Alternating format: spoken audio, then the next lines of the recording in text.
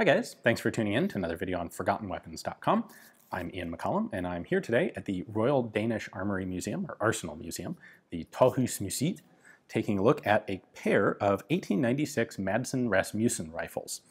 They're a very interesting early semi-automatic rifle. This is a development from the 1888 Madsen Rasmussen rifle, which was in fact the first military adopted, although not in large numbers, self-loading rifle. Now I have an earlier video on that 1888 rifle. If you haven't seen it, you should definitely go back and watch that to understand some of the context of where this 1896 pattern rifle came from.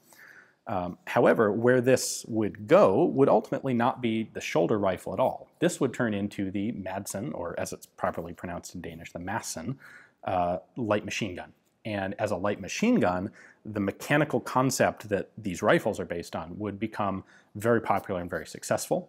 They were never bought by any really huge militaries, but they were sold to a vast number of smaller military forces, and they were in use. Well, the Danish military used them until the 1950s at least. The Brazilian police would be using Madsen light machine guns into at least the 1990s. So they were a very prolific and long-lived system, which is really cool, especially considering how early these things were actually developed. So this is basically a semi-automatic falling block system. It's a very unusual design and very much steampunk early technology sort of system. Now, in this particular guise, what they have done is replaced a Martini style of charging lever down here with an actual bolt handle on the side. Now remember that this is not a, well, as a falling block rifle, this doesn't have a bolt that cycles back and forth. It has a bolt that just cycles up and down. So the charging handle is a pivoting lever, not a straight back handle. So when I cycle this, it's going to come back like that. It is a recoil-operated rifle, and I think I should stop talking about it and actually show you the inside. So we have two different examples to take a look at here, and the one in the back, this guy, is one of the standard Danish naval rifles, the Flodens Rekilgewehr, or a naval recoil-operated rifle. And so we'll take a look at this. However, I can actually show you a little bit more of this one. This is... I don't know exactly, to be honest. It's a prototype or an experimental gun, and I'm not sure if it comes just before or just after the standard naval rifles. It does have a number of extra features. It's got an ejection port cover, it's got a monopod, and for our purposes, what's most important is that it's much easier to open up and take a look inside. So let's start with this one, and then you can see exactly how this gun actually works. All right, we'll start with the magazine. This is sort of a magazine. It's actually kind of more like just a cartridge holder because there is no spring in it. This is simply a gravity feed magazine. And to take it out, we're just going to pull it towards the camera here. There we go. So it pivots out this way and then just lifts off the gun. As you can see, there's nothing in there. There's no follower. Nothing. There is just this tab, so what I will do is pull this back. That tab is spring-loaded. You would then fill it with cartridges, I would presume 10. And then in order to make sure that they don't fall out, you push that forward, tab engages. That holds your cartridges in for you. You can then put the nose in here, like that, and then push the magazine into the gun. And when you're ready to actually use it, you pull this tab back again, so that it can feed. Now, this is offset. It's not center-lined on the rifle, and that's because of the falling block system. So, if I open the top cover here, we can get a view inside. In fact, I should take the magazine off for this point. All right, let me show you the cycle first, and then we'll go through it step by step. So you can see here that the whole barrel assembly is cycling backward with the bolt. That's because it is a short recoil action. Now, the first thing that's going to happen is this guy is going to push a cartridge laterally into the action here. It's going to come back onto the top of the bolt. We'll ignore this upward travel of the bolt for a moment. Then, when the bolt starts to go forward, there we go, it lines up with the chamber, and then that little rammer is going to push all the way forward. It's going to push a cartridge into the chamber and then cycle backward here. The bolt then lifts up, and in this position, the bolt is now locked. So you can see into the chamber.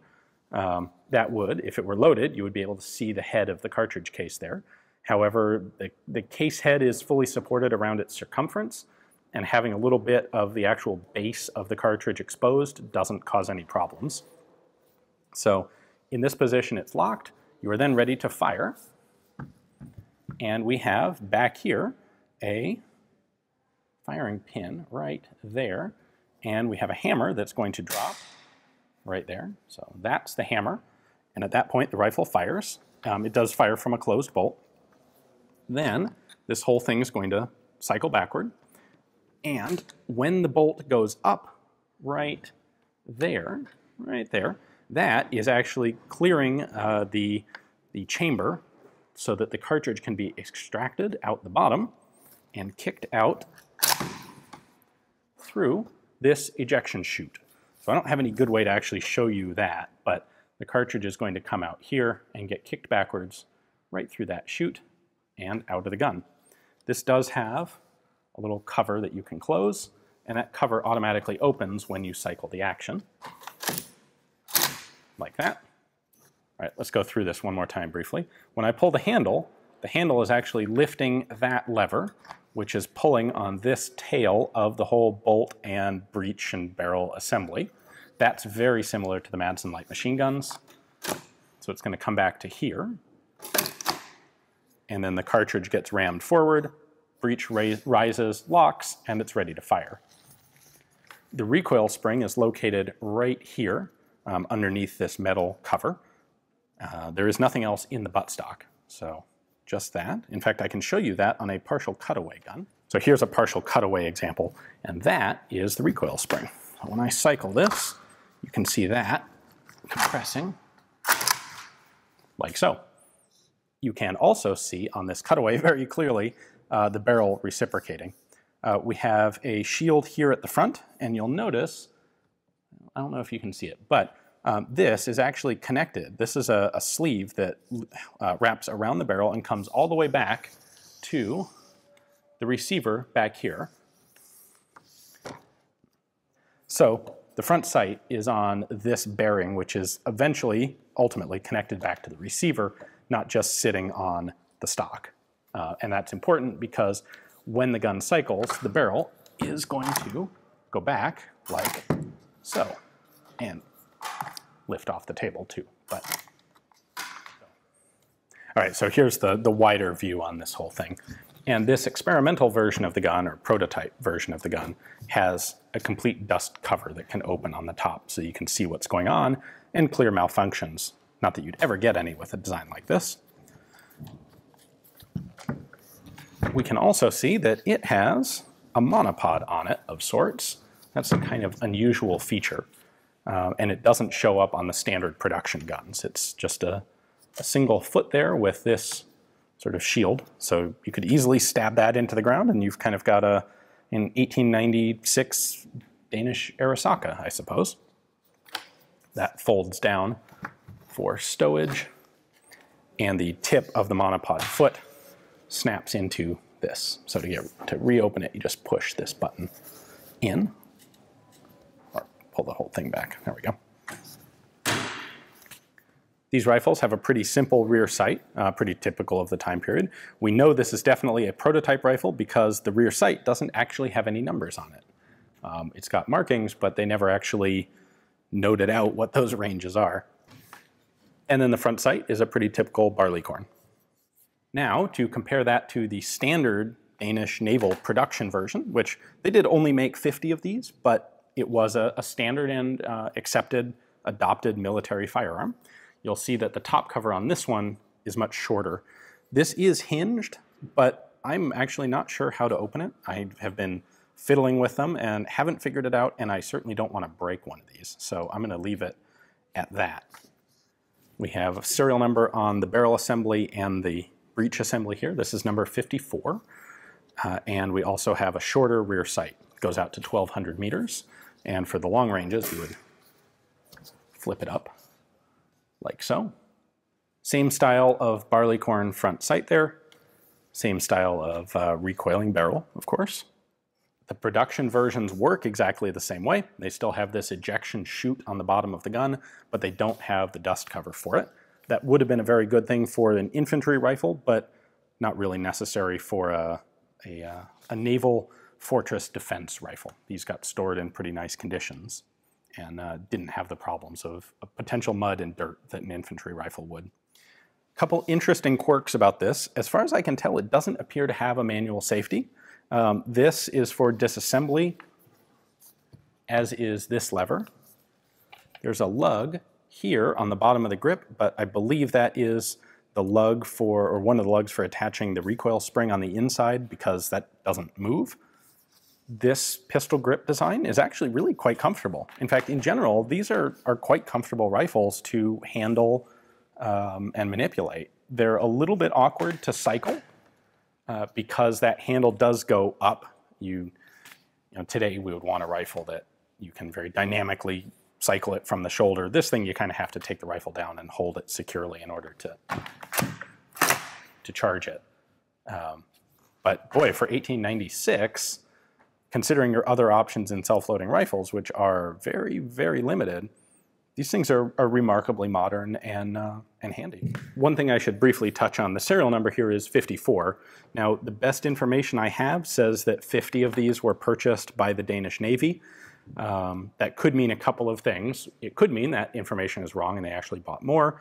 It could also mean that the first small number of rifles were prototypes or developmental guns from the company, and when the Danes actually bought them, they bought number 10 through 60 or 11 through 60 or something like that. So there is one other cool accessory here with this experimental version of the rifle, and you'll notice on the front band it has this little loop, and that is for a hook right there, which connects to a muzzle cover. This is a nice little pressed brass muzzle cover. Sits on there nicely like that and helps protect the rifle. So this was something that was exclusive to the experimental gun because the standard production ones don't have this hook on the front band for it, but that's just a really cool little accessory there. As I mentioned, the Danish Navy purchased 50 of these and actually issued them out. They were in Danish naval inventory until the 1930s, believe it or not. And with that purchase, it looked like there might actually be a significant commercial future for these rifles. So in 1898, the two designers, Madsen and Rasmussen, sold their rights for the patents to what would become the Danish Recoil Rifle Syndicate, which would become known as the Madsen Company.